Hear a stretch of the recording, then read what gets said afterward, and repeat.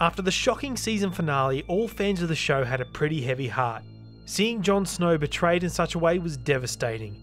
Since then, there has been much speculation as to the future of Jon Snow and even Westeros. In this video, I'm going to go over 2 possible scenarios that are being discussed between fans. The first scenario is based on the most popular theory that Jon Snow will not die after being stabbed. We have seen magic throughout the show, and in one particular instance a man brought back to life. This man was Beric Dondarian. He was killed in a duel against the Hound after he was sliced from shoulder to belly. Thoros of Myr came to his aid and prayed over his body to the Lord of Light, and Dondarian rose completely healed. This ritual is set up for Jon Snow. We know that Melisandre has spoken with her fellow priest Thoros about bringing people back from death, and she is also at the wall to witness the result of the Night's Watch mutiny. Many people hope that Melisandre will figure out that the messages she has been receiving from the Lord of Light actually meant that Jon Snow is Azor Ahai.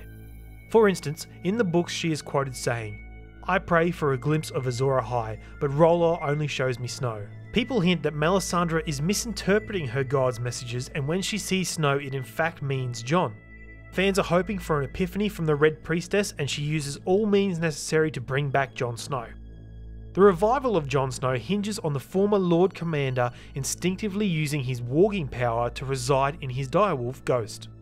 Here he will wait in a spiritual-like state until he can return to his body. It is also at this point that many believe we may see a vision regarding another theory about Jon Snow and his true birth parents, Lyanna Stark and Rhaegar Targaryen. How this vision will appear is uncertain, and most believe it will include Brandon. Meanwhile, as Jon has walked into Ghost, Melisandre will come to realise the great significance of her visions and figure out Jon is actually Azor Ahai. She will then either use some form of blood magic to bring him back, or perhaps attempt the same ritual that Thoros of Myr performed on Beric Dondarian.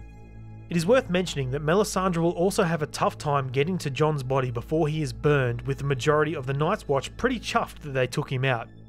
But Jon still has friends on the wall, and I believe that even the Onion Knight will put his reservations about Melisandre aside and assist her in bringing him back. If this is truly the fate of Jon Snow, it will be very exciting to see what happens afterwards. Will he attempt to take revenge on those who killed him, or will he put that aside to take up his role as Azor Ahai?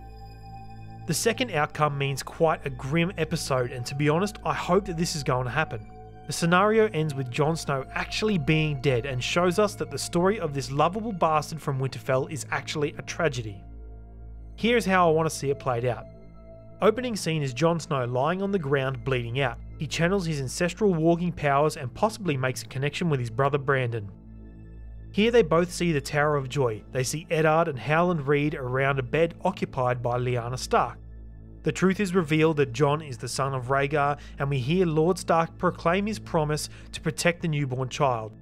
She divulges that the prince was her lover and the son's father as she slips away. Cuts back to Jon taking his final breath before his eyes go dead, and that is how the Jon story will end. There is no resurrection by Melisandre or intervention by the Lord of Light. That is it. That is the end of this chapter. We've seen it before with almost every other Stark, and I believe that Jon will be no different.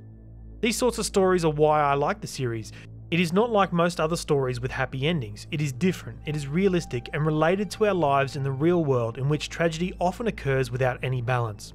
In life, there's not always good triumphing over evil, and in the spirit of that style of writing, I hope this one sticks to its guns and shocks us all, leaving us sad and broken.